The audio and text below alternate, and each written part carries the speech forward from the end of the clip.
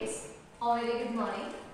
आज हम स्टार्ट कर रहे हैं साइंस का chapter number 1 and the name of chapter is crop production and management. इस चैप्टर में सबसे पहले हमें पढ़ना गया है अबाउट द क्रॉप्स। ठीक है, क्रॉप्स में हम क्या पढ़ेंगे कि जैसे हम डिफरेंट टाइप्स ऑफ क्रॉप्स पढ़ते हैं like wheat, paddy, gram, pea, cotton, groundnut, soybean, these all are the types of crop. अब हमें इसमें ये पढ़ना है कि क्रॉप की प्रोडक्शन कैसे करते हैं, उसको कैसे लगाते हैं, उसको कल्टीवेट कैसे किया जाता है उसके बारे में, और लास्ट में पढ़ेंगे कि उन क्रॉप्स को हम मैनेज कैसे करते हैं। ये सारा चैप्टर आपके डेली लाइफ के साथ रिलेटेड है। अब जैसे हमें पता है क्रॉप्स के बारे में, चाहे फ्रूट्स ले लो, वेजिटेबल्स ले लो, हमारे पास क्या होता है कि जितने भी क्रॉप्स होते हैं वो सीजन के अकॉर्डिंग लगते हैं। ये तो है नहीं कि हम 12 मंथ्स में सारी की सारी वेजिटेबल्स लगा देते हैं, सारे के सारे फ्रूट्स लगा देते हैं। जैसे रेनी सीजन है, समर सीजन है, विंटर सीजन है, हम उन सीजन के अकॉर्डिंग क्या करते हैं, अलग अलग क्रॉप्स को लगाते हैं। ठीक है, तो सबसे पहले आपको पता होना चाहिए कि क्रॉप होता क्या है। क्रॉप का मतलब होता है कि जब सेम काइंड ऑफ प्लांट्स को हम क्या करते हैं, एक जगह के ऊपर लगाते हैं और उसको सेम एट अ लार्ज, जैसे बड़े बड़े खेत होते हैं, ठीक है, उसमें हम क्या करते हैं, लार्ज स्केल के ऊपर जब लगाते हैं उसको कल्टीवेट कर देते हैं एंड उसको हम क्या बोलते हैं, क्रॉप। अब ये जो क्रॉप है, जैसे हम मान लो क्रॉप करते हैं वीट, ठीक है। अब क्रॉप ऑफ वीट है, वीट का मतलब, क्रॉप ऑफ वीट का मतलब होता है कि अगर एक खेत है उसमें पूरी की पूरी क्या होगी, वीट ही लगाएंगे। ये नहीं करना है कि क्रॉप अगर हम वीट लगा रहे हैं उसके बीच में हम किसी ग्रेप्स को लगा दें, वीट के अंदर हम मेज को लगा दें, उसमें कॉटन लगा दें, ऐसा नहीं होता है। अगर हमने खेत के अंदर एक वीट लगाई है तो पूरे खेत में क्या होगी, वीट ही लगाते हैं, ठीक है, वो क्या हुआ, क्रॉप। अब ये जो है ये सीजन के ऊपर डिपेंड करता है कि क्रॉप जो है वो आपकी किस तरह की होनी चाहिए। ये जो क्रॉप है ये 2 टाइप्स की होती है। First is kharif crop and second one is rabi crops. ठीक है, खरीफ क्रॉप का मतलब क्या होता है, सबसे पहले हम फर्स्ट डिस्कस करेंगे अबाउट द खरीफ क्रॉप्स। ठीक है, जो खरीफ क्रॉप्स है, ये जो क्रॉप्स है इसको हम सोन करते हैं। सोन का मतलब होता है, द वर्ड इज SOWN। सोन का मतलब होता है लगाना, बीज को बोझना। ठीक है, जो खरीफ क्रॉप्स हैं इसको हम कब लगाते हैं, रेनी सीजन के टाइम पे। याद रखना ये क्वेश्चन इंपॉर्टेंट है। What is the difference between the rabi crops and the kharif crop. Kharif crop को हम कब लगाते हैं, जब रेनी सीजन होता है। कहने का मतलब in the month of June से लेके सितंबर के बीच में। ठीक है, जैसे for example paddy, maize, cotton, soybean, these all are the examples of kharif crop. ठीक है, पैडी क्या होता है, जिसको हम बोलते हैं धान। ठीक है, मेज क्या होता है, जैसे मक्की काटता है, मक्की होती है। कॉटन तो सबको पता है, रुई, सोयाबीन सबको पता है। ठीक है, उसके बाद आता है सेकेंड टाइप इज, अब जो सेकेंड टाइप है that is the rabi crops. Rabi crops को हम कब लगाते हैं, विंटर सीजन के अंदर। ठीक है, these crops are grown in winter season. मतलब कि इसको हम कौन से टाइम पीरियड में लगाते हैं, अक्टूबर टू मार्च। ठीक है, फॉर एग्जाम्पल जैसे इसमें हम कौन से लगा सकते हैं, वीट, पी, मटर, ग्राम, these all are the examples of rabi crops. अब यहाँ से क्वेश्चन बनता है, what is the difference between the kharif crop and the rabi crop? Kharif crop, these are sown or grown in rainy season, and the rabi crops are grown in winter season. Second difference कि खरीफ crops हमारा जो है कौन से month में लगाया जाता है, जून से सितंबर के बीच। लेकिन जो रबी क्रॉप्स है इसको हम कब लगाते हैं, अक्टूबर और मार्च के बीच में। Next one is third difference. Examples of kharif crop is paddy, maize, cotton, soyabean, groundnut. These all are the example of kharif crop. Second is rabi crop. इसके examples क्या जाएंगे, wheat, pea, gram. These all are the examples of rabi crop. Clear बेटा? Topic है agriculture practices. Agriculture practices में हम ये पढ़ेंगे कि जब हम क्रॉप को कल्टीवेट करते हैं, कल्टीवेशन का मतलब होता है खेती। ठीक है, उसमें क्या होता है, फार्मर्स जो है वो अलग अलग टाइम पीरियड के उसके अकॉर्डिंग क्या करते हैं, हर एक, जैसे हमने वीट लगाई है, मेज लगाया, उसको क्या करते हैं, कट करते हैं, कल्टीवेट करते हैं एक पर्टिकुलर टाइम पीरियड के अंदर, ठीक है।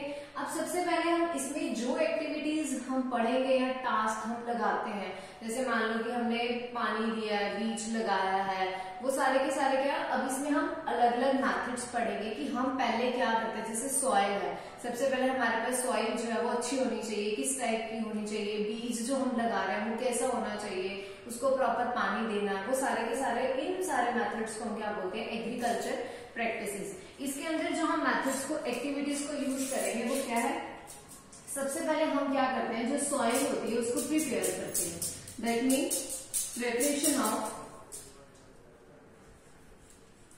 सॉइल, ठीक है। फर्स्ट है कि हमने जो सॉइल है उसको क्या करना है, प्रिपेयर करना है। जैसे कि माने उसके बाद हम क्या करते हैं, सोइंग करते हैं। सोइंग का मतलब होता है कि अगर हमारे पास सॉइल जो है अगर वो प्रिपेयर हो चुकी है, उसके बाद हम क्या करते हैं, खेत को पूरा साफ कर देते हैं और उसके अंदर क्या करते हैं, बीज को लगाते हैं, ठीक है। थर्ड वन इज, उसमें हम क्या करते हैं, ऐड मैनुअल एंड फर्टिलाइजर्स, मतलब उसके अंदर हम क्या करते हैं, खाद लगाते हैं, ठीक है। उसके अंदर बाद में हमने क्या करनी है, खाद डालनी होती है। नेक्स्ट मेथड आता है इरिगेशन। खाद डालने के बाद हम उसमें क्या करते हैं, इरिगेशन में करते हैं। इरिगेशन का मतलब होता है कि उसके अंदर हम पानी लगाना उसको, ठीक है। नेक्स्ट आता है कि उसके बाद क्या करना है, हमने उस बीज को प्रोटेक्ट करना है, प्रोटेक्ट फ्रॉम वीड्स। वीड्स का मतलब क्या होता है, जब उसके बीच में छोटा छोटा क्या होता है, ग्रास लग जाता है। जैसे मान लो कोई भी हम खेती लगाते हैं, कोई फ्रूट लगाते हैं, वेजिटेबल लगाते हैं, आप सबने ऑब्जर्व किया होगा कि उसके अंदर क्या होता है कि कुछ अनवांटेड प्लांट्स होते हैं। जो अनवांटेड प्लांट्स हैं उनको हम क्या नाम देते हैं, that is weeds. Next one is, sixth one is harvesting. Harvesting का मतलब होता है कि उसको हमने कट करना है। अब तो कौन से मेथड से हम उसको कट करेंगे, ठीक है। Seventh one is storage.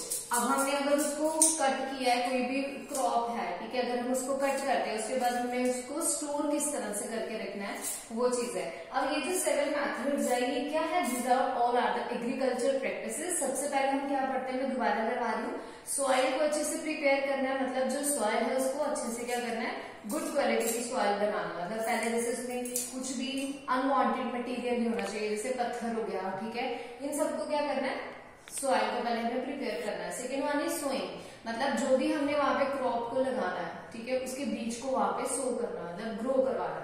Next आता है, अगर बीज अच्छा लग चुका है उसके बाद हमें क्या करना है, उसमें खाद को ऐड करना है।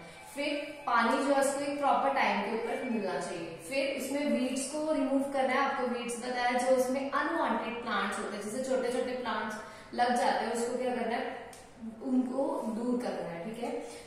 नेक्स्ट आता है हार्वेस्टिंग। हार्वेस्टिंग का मतलब होता है कि उसको क्रॉप को जब कट करना है तो कौन कौन से मेथड से हम अलग अलग क्रॉप को कट कर सकते हैं। कट करने के बाद हमें उसको स्टोर किस तरह से करके रखना है, these all are the agriculture practices. अब हम इनको वन बाय वन सबको डिस्कस करेंगे। जो फर्स्ट मेथड है that is preparation of soil. ये जो मेथड है this is the first method, और ये क्या होता है, ये फर्स्ट स्टेप होता है बिफोर ग्रोइंग द क्रॉप। जब हम क्या करते हैं, ग्रो करते हैं क्रॉप सीड्स को, तो सबसे पहले ये याद रखना है, जो सॉइल होनी चाहिए वो क्या होनी चाहिए, लूजन होनी चाहिए,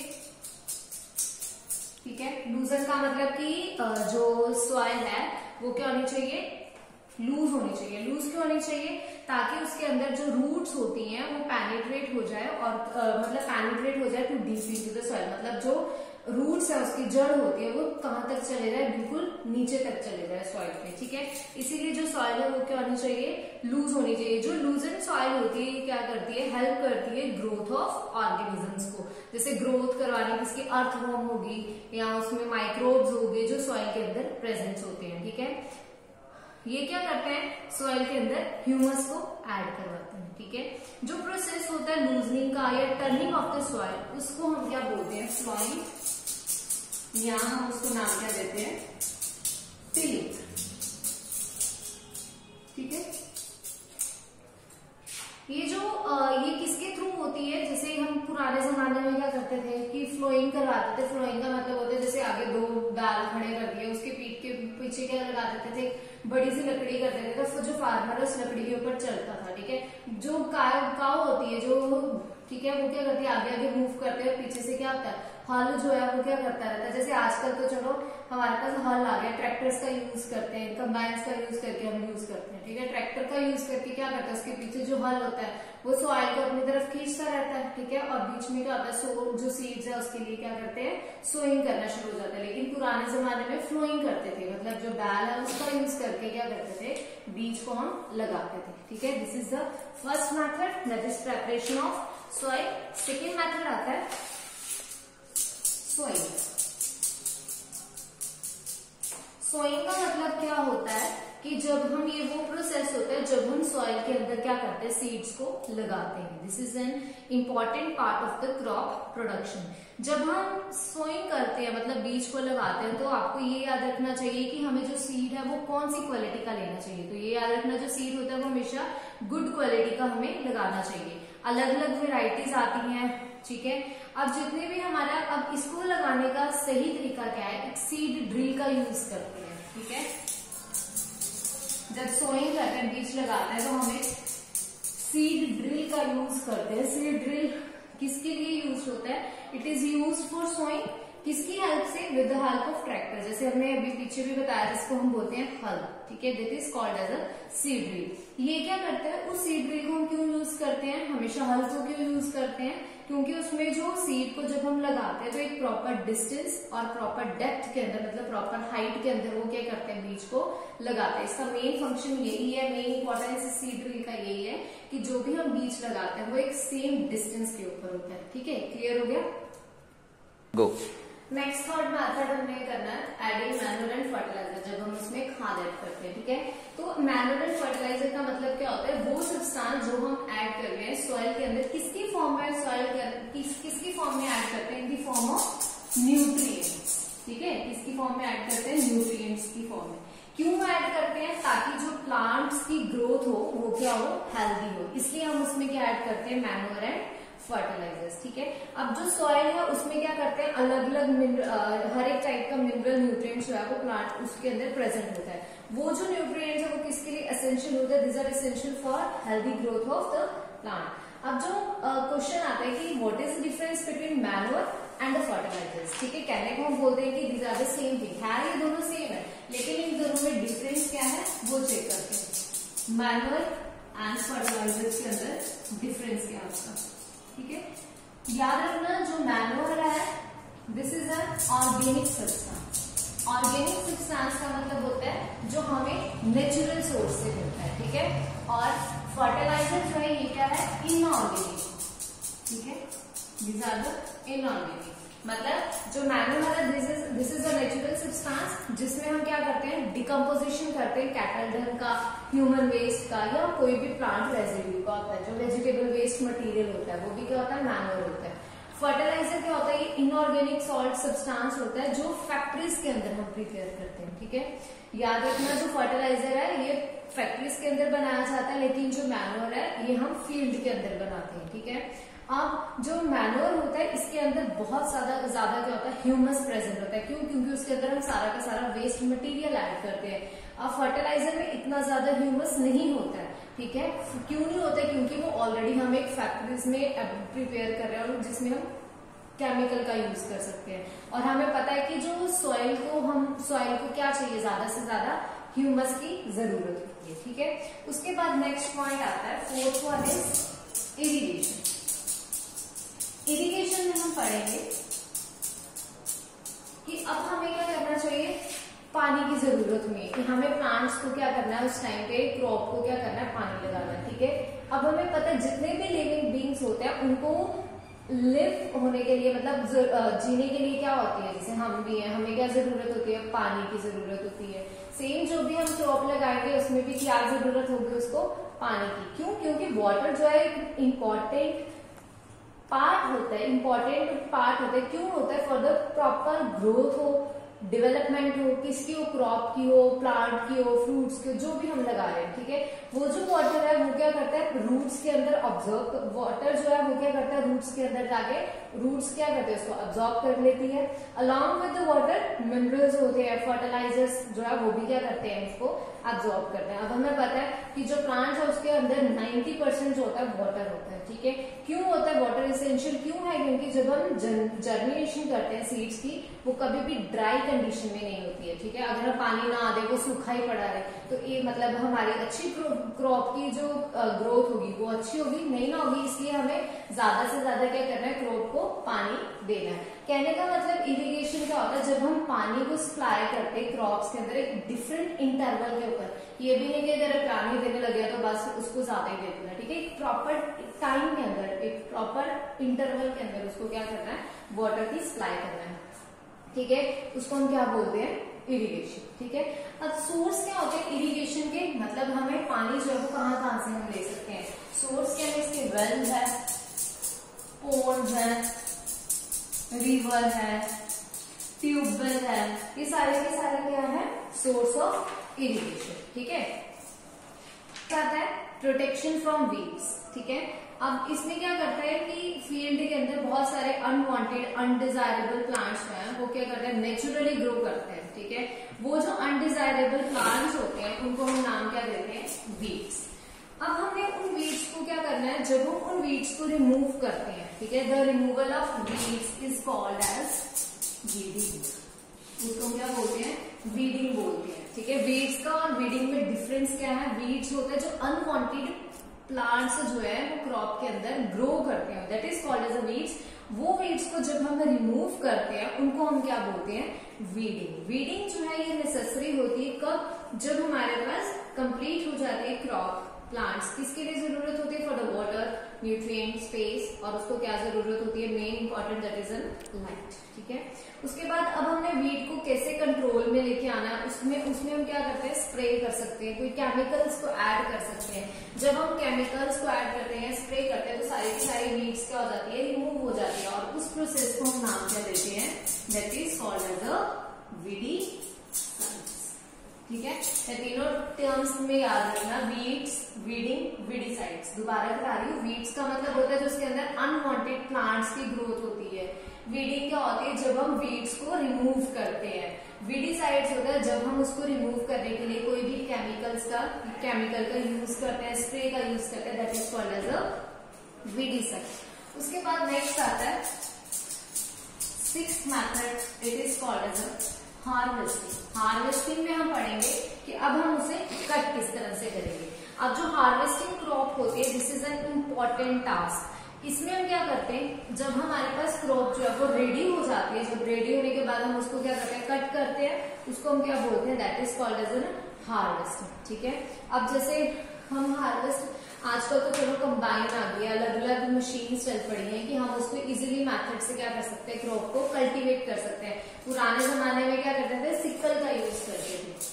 सिक्कल का मतलब क्या होता है, सबको पता होगा, दैट इज जो हम दाती होती है ना, दाती, उसका यूज करते हैं, ठीक है। वो क्या होती है, सिक्कल। पुराने जमाने में जैसे हाथ के साथ उसको कट करते थे। आजकल क्या हम अलग अलग मशीन का यूज करते हैं, जैसे कंबाइन का, ठीक है। उसके बाद आता है next method is, last is storage. जब हमने पूरे फूड को, क्रॉप को कल्टीवेट कर दिया, कट कर दिया, और अब हमारी टर्न क्या होती है उसमें स्टोरेज करने की, which is an important method. अगर जो क्रॉप ग्रेन होते हैं, अगर हम उसको ज्यादा देर तक चाहते हैं कि उसको क्रॉप को रखना है, हमें लॉन्ग टाइम के लिए उसको स्टोर करके रखना है, तो हमें क्या करना चाहिए, उसको मॉइस्चर से दूर रखना चाहिए, इंसेक्ट ना लग जाए, कोई माइक्रो ऑर्गेनिज्म उसके ऊपर अटैक ना कर सके। इसलिए जो हमेशा क्या होती है, ग्रेन्स को, हार्वेस्टेड ग्रेन्स को ज्यादा से ज्यादा मॉइस्चर की जरूरत होती है। अगर हम वैसे ही फ्रेशली हार्वेस्टेड सीड्स को स्टोर कर दे, अगर बिना सुखाए हम उसको ऐसे स्टोर करके रखें, तो थोड़े टाइम के बाद क्या हो जाएगी, जितने भी सारी की सारी जो क्रॉप होगी वो क्या हो जाएगी, खराब हो जाएगी, स्पॉइल हो जाएगी। और क्यों, और उसके ऊपर क्या हो जाएगा, माइक्रो ऑर्गेनिजम्स का अटैक होना शुरू हो जाएगा। इसलिए हमेशा जब भी हमारे पास क्रॉप को हमने स्टोर करके रखना है, तो हमें क्या करना चाहिए, सबसे पहले उसको सुखाना चाहिए, ड्राई करना है। ड्राई करने के बाद हमें उसको, जैसे नीम के पत्ते होते हैं, कोई मेडिसिन होगी, कोई केमिकल का यूज करके हम उसको क्या कर सकते हैं, इजिली स्टोर करना है। इसलिए स्टोर हमेशा याद रखना, स्टोर क्यों करते हैं, ताकि उसके ऊपर कोई भी अटैक ना कर सके। माइक्रो ऑर्गेनिज्म, रैट्स हो गए, कोई फंगस ना लग जाए, कोई भी मतलब माइक्रो ऑर्गेनिज्म का अटैक से रोकना है। रोकने के लिए हम हमेशा स्टोरेज किस तरह से करेंगे, क्रॉप को हमेशा ड्राई करके। Clear? Thank you and have a nice day. अभी हमने चैप्टर नंबर 1 के बारे में भी पढ़ा, जो क्रॉप प्रोडक्शन मैनेजमेंट। इसमें अलग अलग हमने जो भी टॉपिक्स पढ़े हैं, अब आपको इसको अच्छे से समझना है। समझने के बाद उसको रिवाइज करना है। और अगर आपको कहीं भी डाउट होगा, कहीं भी कोई वर्ड का समझ ना आए, कुछ भी है, कोई भी प्रॉब्लम होगी, तो आप मुझे मेरे पर्सनल नंबर के ऊपर या व्हाट्सएप के अंदर मैसेज कर सकते हो। ओके बेटा, thank you and have a nice day.